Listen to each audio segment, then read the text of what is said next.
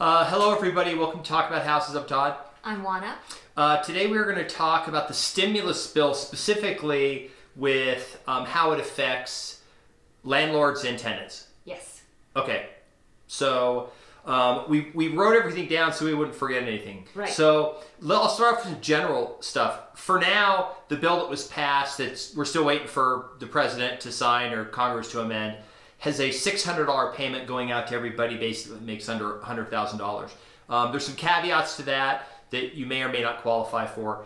But the important stuff here is the landlords. Right. Okay, so want to talk about this rental assistance. It's $25 billion in rental assistance. Okay, Yes. who gets that money? How does it work? Okay, so previously the way the rental assistance worked was the tenant had to apply for it through the states. So the states were given the money to divide up however they saw fit, and then people had to apply through their state to get the rental assistance. So the tenants were applying for the rental assistance. That's what you have to focus on.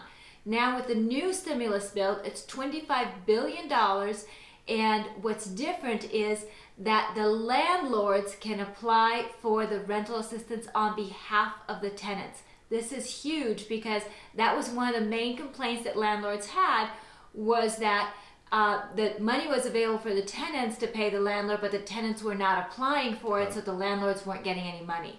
Okay, so you're probably wondering, like, what are the specifics? How do I do it? Well, we don't know, because all this is just they're going to give the money some states. So how much money your state gets, how your state decides to dole it out, how long it takes. You know, you could get it. You could have a state where it takes forever.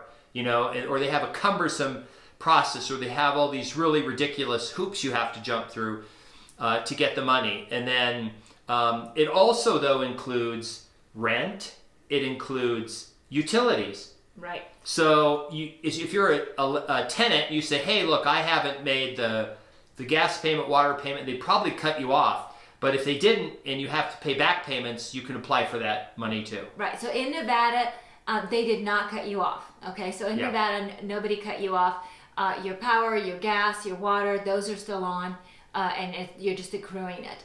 But you can apply for relief through this bill once it gets passed and once the states get the money. In Nevada, the office that's administering this is the treasurer's office. So you can contact Zach Conine's office, the treasurer's office in Nevada. They've got a great website up. They've got lots of links. Super helpful bunch. So that's a great resource for you in Nevada. In other states, contact your treasurer's office and see who's handling things in your state. Yep.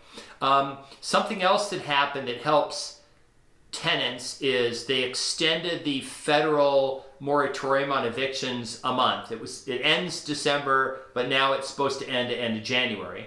Well, so right.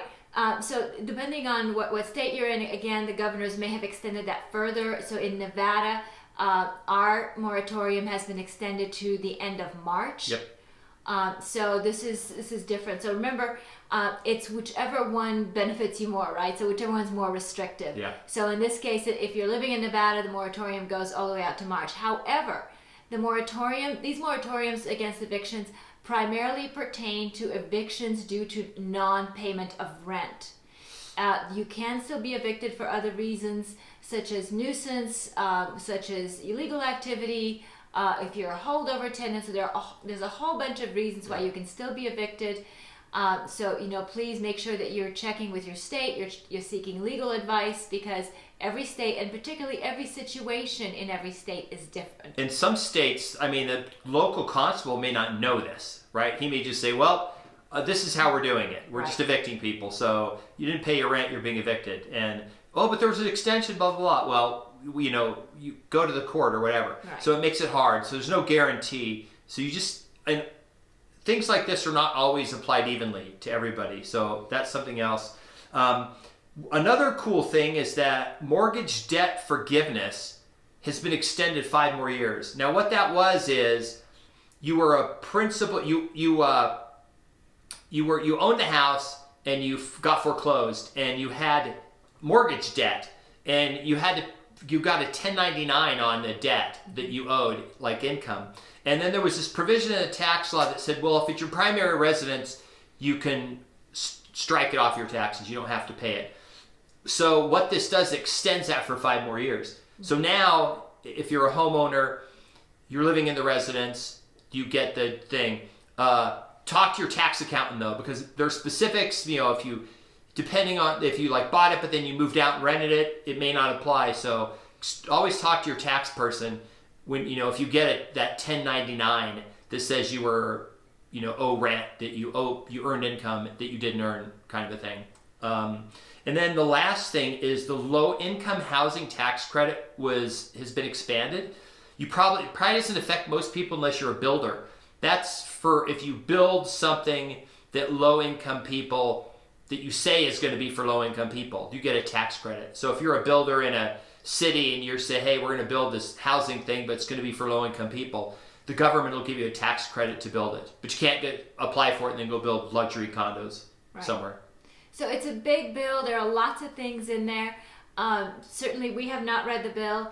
And I don't think most of us will ever read that bill. Yeah. So if there's something in there that you think might pertain to you, contact the right person to help you with it. See what applies to you and see what can help you in your particular situation. Yeah, the most important thing is there is relief to landlords and tenants. Right. So hopefully that'll solve a lot of the problems with tenants not having the money to pay rent and landlords out and not being able to pay their mortgage. Right. So it's called a tenant relief, but in a lot of ways it's a landlord relief because the landlords are finally able to access some of that federal money to help them pay their bills. Because remember, landlords have still had to pay property taxes. So for example, in Nevada, they didn't cut you off from utilities. However, your property taxes were still due. Yep. And if you paid them late, you still incurred penalties and that sort of thing. So depending on the landlord situation, this is really helpful to landlords if they can apply for it and actually secure the funds